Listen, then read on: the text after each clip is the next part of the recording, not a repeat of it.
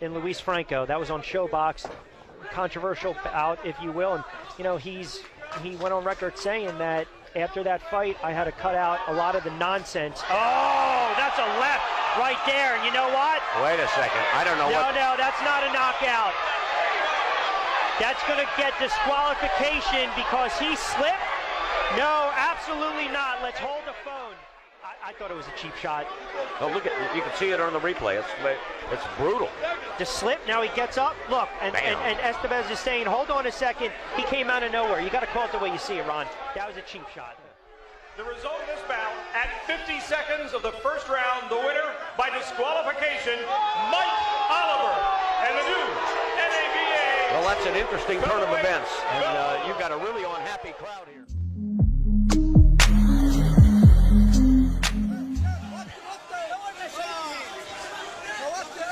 Billy doesn't quite know what to make of Yamaguchi here. Yamaguchi, they're just slipping out of the ring and everybody's out of their seat, but it was a slip. Oh, hang on, maybe it wasn't a slip. But Billy's hit him when he's down. The referee's missed it. Oh, my goodness. The fight is over here in the first round. Oh, my God. Oh, dear. Well, they seem to have lost control here inside the ring. This is not what we need. This is not what we need. But, you know, things like this happen. You just get back up and, you know... Talk us through this. He's going down. Yeah. It was just a bit of a... You know, it was in the moment. The shot was in the moment. Things like that happen, you know what I mean? I thought, you know, he looked like he was gone there, but... Yeah.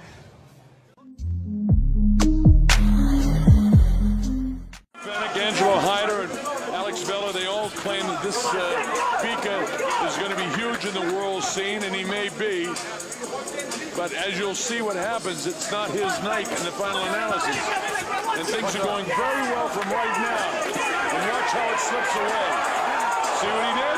Right there. The guy was on his knees, and he hit him while he was down and knocked out Jean-Paul Mendy while Mendy was on his knees. Referee Joe Cortez jumps right on it, sees what happened, recognizes it because he's a seasoned professional, and he ends up disqualifying Sakio Bika, which is exactly what she... Of course, lost that air of invincibility when he was decked by Troy Waters and Simon Brown. Good left hand by Norris. And Santana looking to take advantage. Santana stunned him a little bit, but he's hurt. Santana goes down on his back.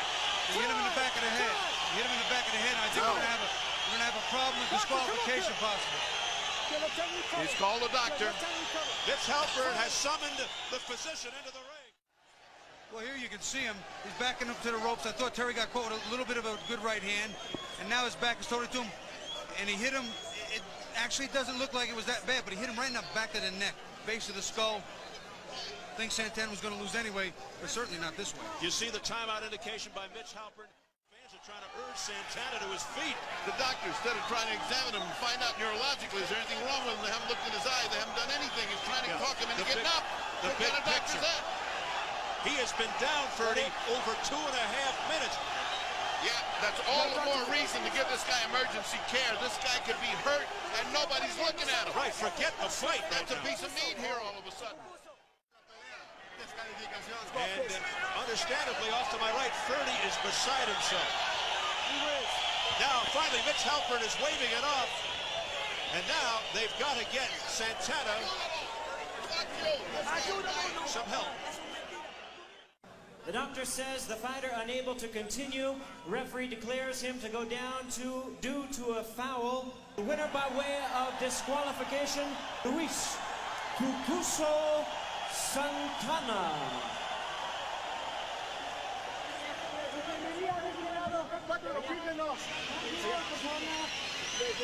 They gave the title to Santana via disqualification foul. He won the title on the stretcher.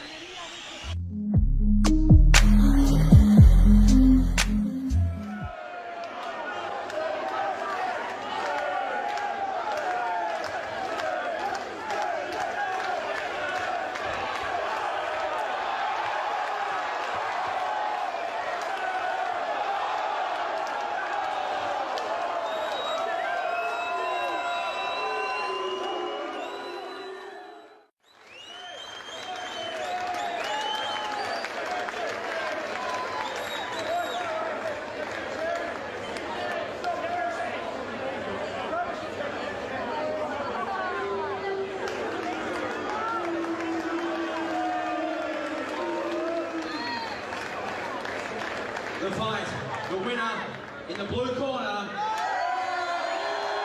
Andrew Penn, by disqualification.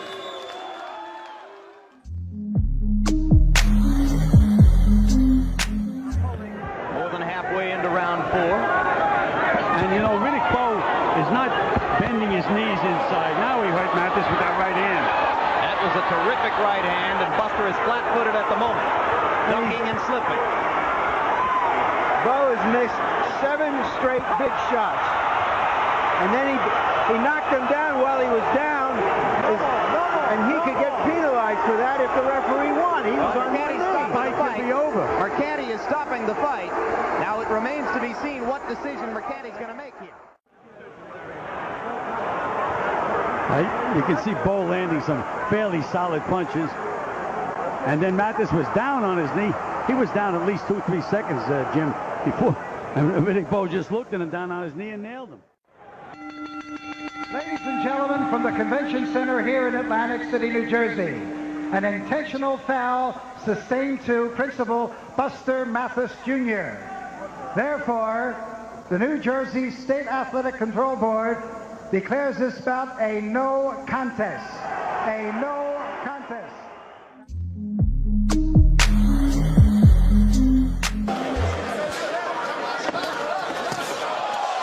What a body shot! Beautiful precision right there into Jean Pascal.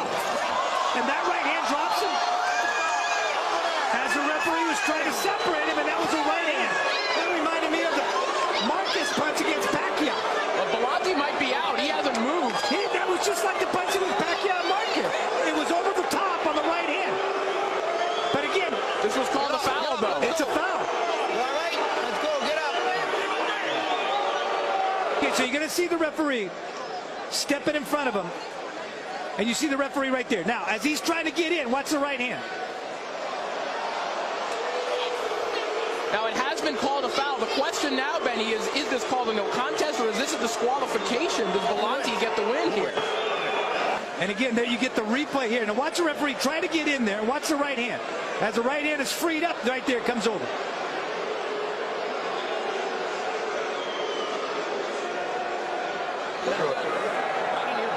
Roberto Bellotti has not moved. He has remained right there. Now they're talking to him through the interpreter. Must be the gloves. The daughter of his promoter. You know, when you go back and look at that shot, it didn't seem like that harmful of a shot. I don't even know if the guy's really hurt. But you look at the eyes, and the eyes don't lie. Watch those eyes roll back. guy went down from a jab already. We just overheard Michael Griffin say, I don't even know if the guy's really hurt.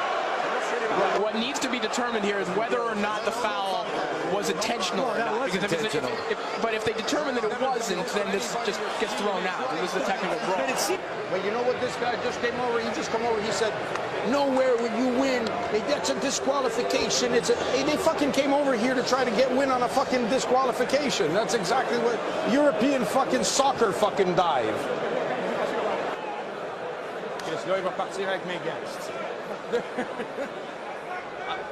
Okay, well, the first thing is I've been at a lot of fights where fighters have been injured, and if he was truly injured, the trauma specialist would not have left him. He would have been over him constantly. As it is, the trainer's down there talking to the paramedic. The doctor has got out in disgust. Ladies and gentlemen, this fight is stopped at 2 minutes and 29 seconds of the second round. After an unintentional foul, this bout is a no contest.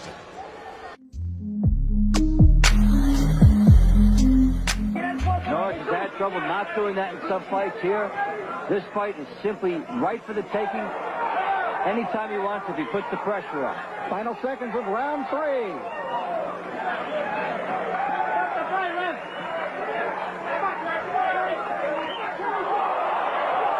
And they fight after the bell, and Terry Norris may have just got himself disqualified again.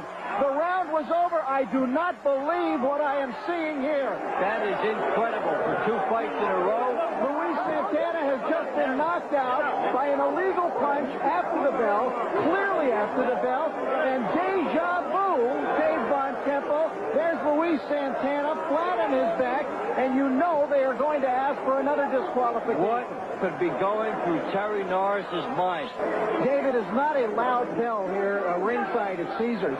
It is possible that Norris never heard the bell. As soon as Santana, who was getting a talking to from referee Kenny Bayless, came out of that corner, Norris went right to him, threw a right hand, and knocked him out. Well, then you have a good question. First of all, it didn't appear to bother either fighter in the first couple of rounds. So why should it bother him now? And at the end, the referee should be there. This happens to be, this is part of the most bizarre happenstance in a two-fight series between two fighters in the whole entire history of the sport of boxing. And that Terry Norris finds himself disqualified again.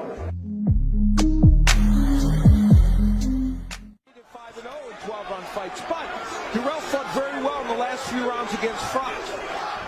See how he does here. There's a nice body shot by Durrell. One and done. Now he's getting pinned against the ropes. Is Durrell has to be careful. And Durrell's very smartly holding on the inside. And that's okay, because guess what? Even if they took a point away for holding it at this point in the fight, it wouldn't hurt him that much. He lost the point for holding in the Froch fight late in the fight. He slips again. Oh, that was a foul. That's a foul, and if he's knocked out, Abraham should be disqualified. Let's see how Cole handles it. He is knocked out. He's trembling. He's out cold. I'm getting the doctor up here. Oh, he's in bad shape. Needs a doctor. Needs a doctor. He's trembling. His leg is shaking. He got hit hard as he was down. Abraham should be disqualified. Yes. He is knocked out cold. Abraham's disqualified. They got, yeah, there's the doctor. You hit him while he was down. He is disqualified. The referee just said it. He is disqualified. He was on one knee.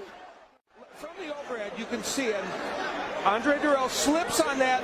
Now, he actually was a slip and a punch. Now he's completely down, and he is nailed by Arthur Abraham. And Lawrence Cole was pretty far away from the action. But he called it right. He did call it right. This remind me of Montel Griffin, Roy Jones Jr. Yeah. You have to disqualify the guy. Yeah, that's a very good analogy. But the thing is, you hope that Lawrence Cole might have been there to stop it. There's no question he's on the ground, and Abraham should not have thrown that punch. He was way behind. He was down in the fight. He was frustrated.